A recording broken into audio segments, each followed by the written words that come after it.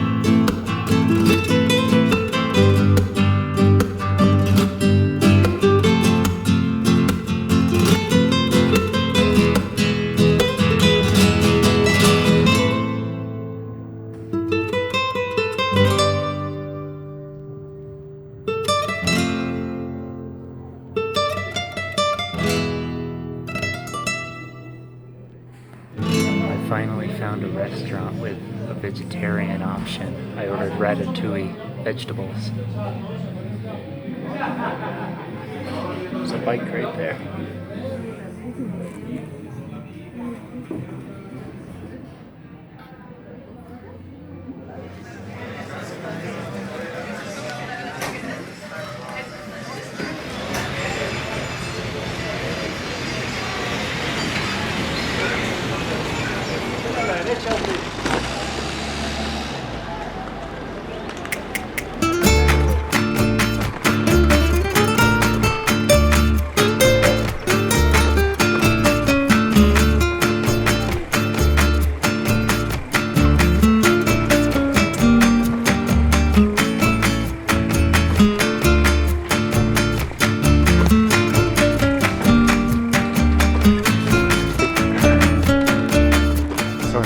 Town now.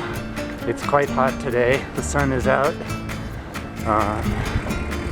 I only have a short distance to ride today, but I'm going on back roads, so it should take a bit longer. So here we go.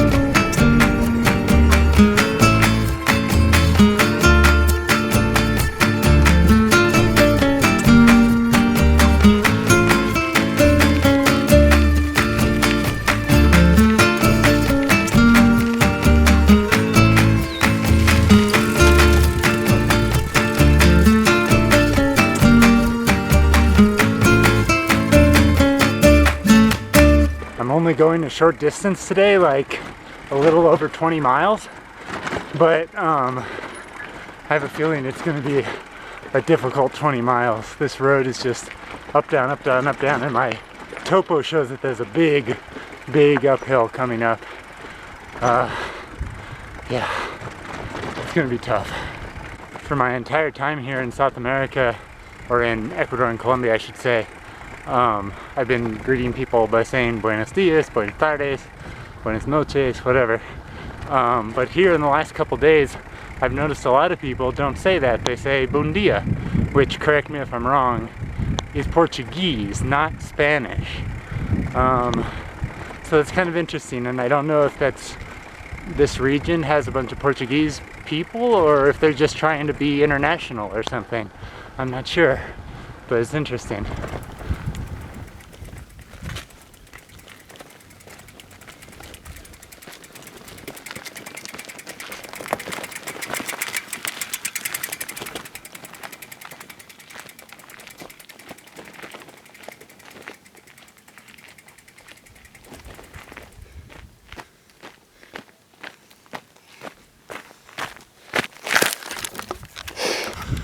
The hard part about documenting a bike tour like this is you gotta do everything like 3 times. You know, you go, you stop, you run ahead, you set up the camera, you run back to your bike, then you go past the camera, and then you have to go back to the camera, and then go back up the hill again. Oh, jeez.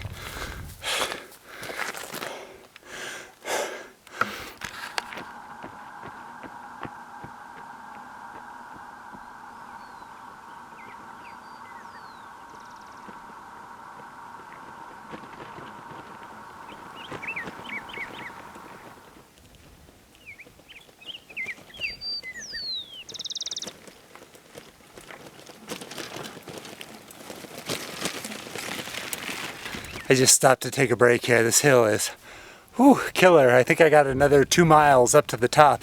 It's probably pushing the whole way. So while I'm just taking a break here, pushing my bike up this giant hill, I thought I'd take a moment to talk about something that I posted to the Bicycle Terrain Pro Instagram account just yesterday, and I got quite a response to it. Here's what I said. I said, "There's so many great people I've met and connected with via social media, but the number one thing I dislike about posting my bike tours / life on Facebook, Instagram, YouTube, etc.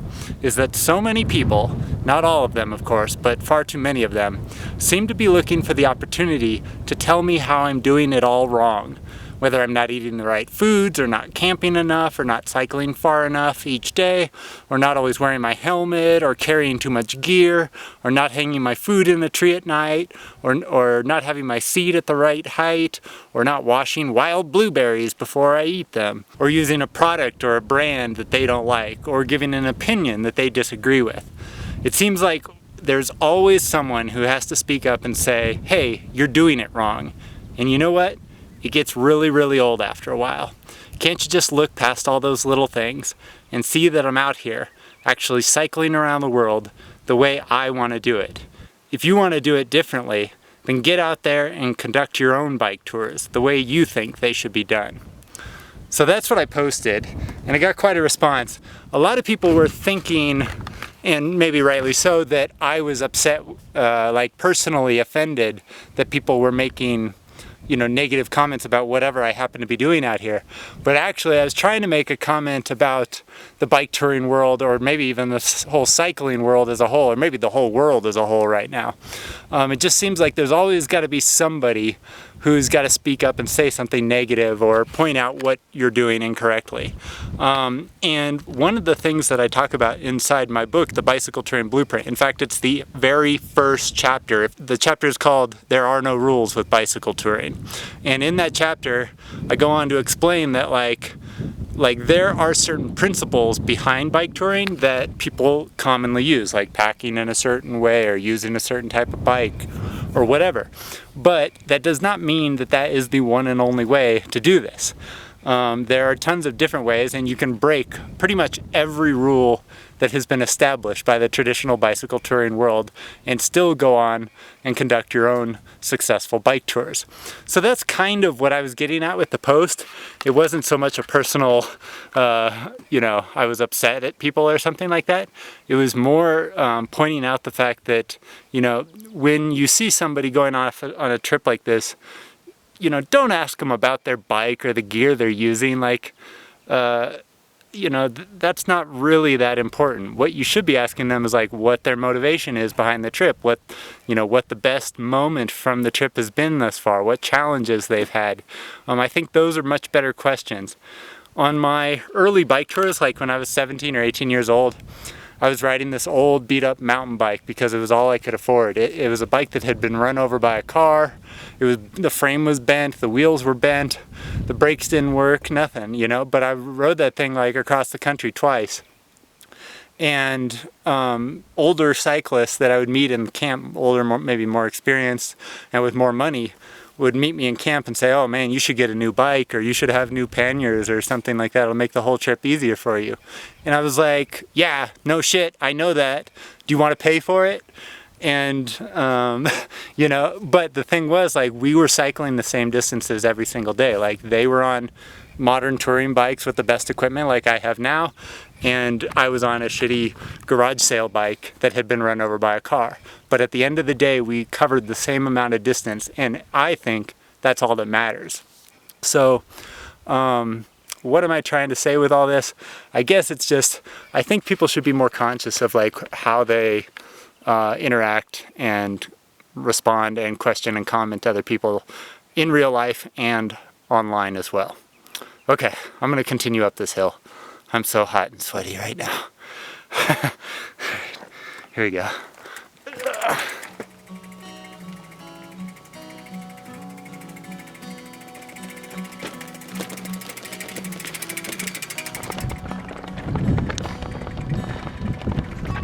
This hill just never ends. I've been on it now for 5 miles pushing my bike. Oh, it's brutal. According to my topo, there's 1 more mile of this steep uphill and it flattens out a little bit. Oh gosh.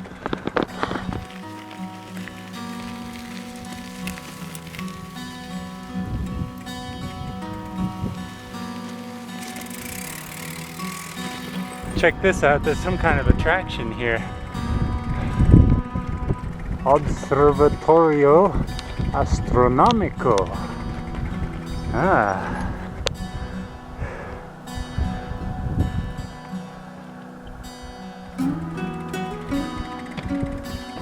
Interesting. What is this thing? Looks like a clock to tell you what time it is. See? Okay, so it's the ball there shining, so it should be like 1:30. Let me check my time here. Where's the time? There it is, 1:37. So dead accurate, pretty much. That's pretty good. That was cool. Sundial. All right, now let's go check out this one. Now this, I'm not sure what this is, to be honest, or how it's meant to be used. There are no instructions. There's a circle in the middle.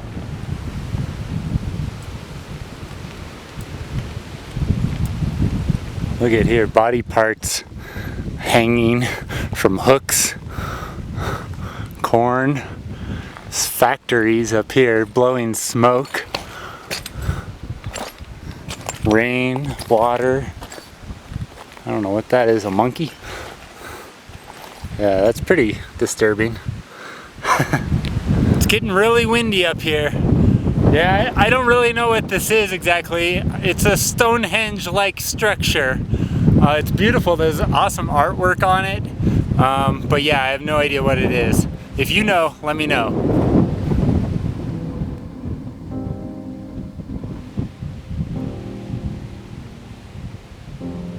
Well, that was a neat little surprise coming across this place. It's getting really windy up here. What was really nice was I had the place all to myself. There's no one else up here, and I haven't seen another person or a car for 2 hours. There's a quote by Henry David Thoreau that says something like, "I'd rather sit on a pumpkin and have it all to myself than be crowded on a velvet cushion." And that's how I feel a lot of the time. You know, it's nice to have these places to yourself, even if they're not so spectacular. Holy crap, look at that rain cloud right there. It is just straight into the ground. Whoa. That's where I came from this morning. Dang.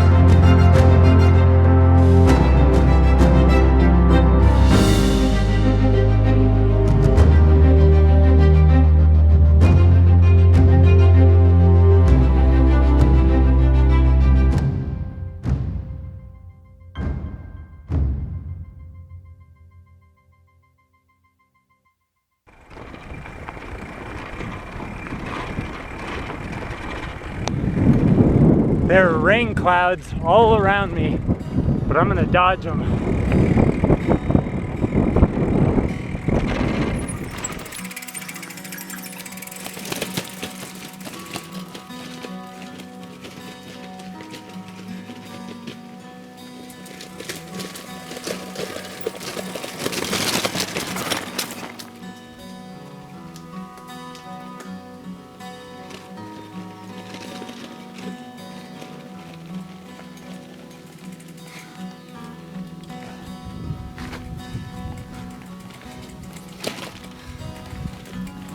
Back up this hill we go.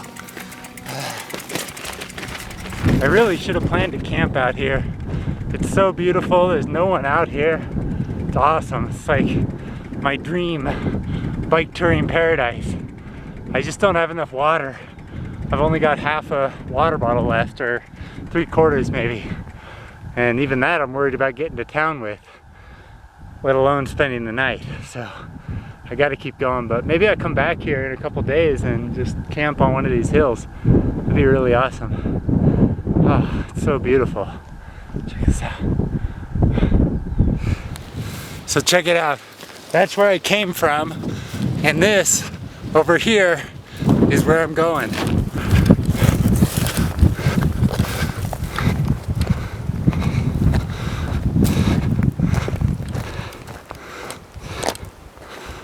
Oh yeah. So I've still got about 8 more miles to go to get into town, but it's pretty much all downhill from here. I think there's 1 or 2 small rises, but nothing like what I've been doing all day. Jeez. Whew. All right, back on the bike. Yes.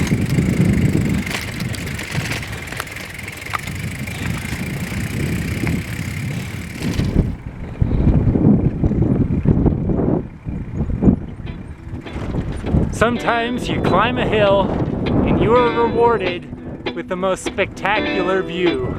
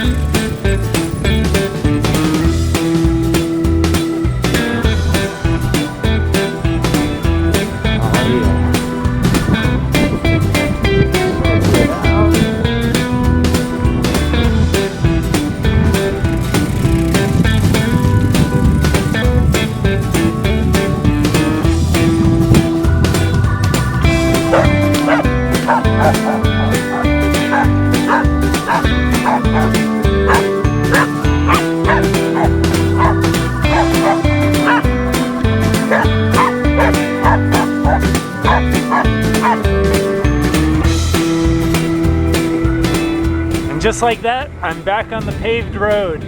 I changed my mind. I'm not going to go to the town I was planning to go tonight. I'm going to go to this smaller town that's nearby. I know nothing about it. Yeah, just changed my mind for no reason.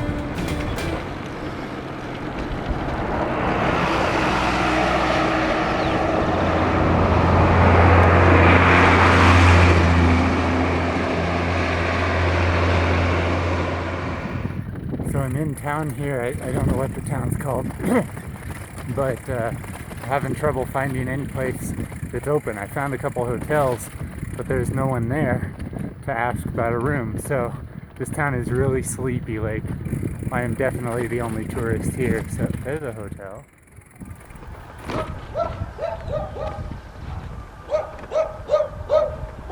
So here is my room that I rented for tonight. It cost 30,000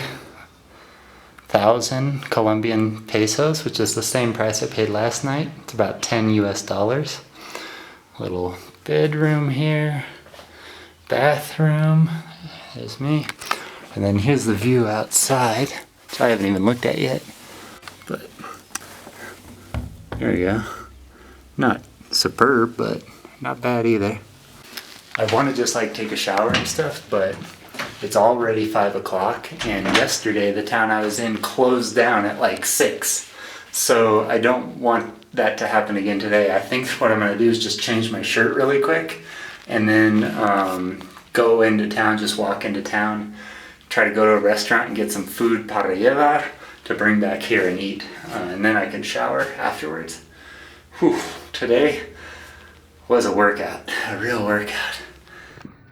So now, my favorite part of the day, looking for food, and this town is super small, so I don't know what I'm gonna be able to find. If I could get French fries and rice, I'd be pretty happy with that. We'll see.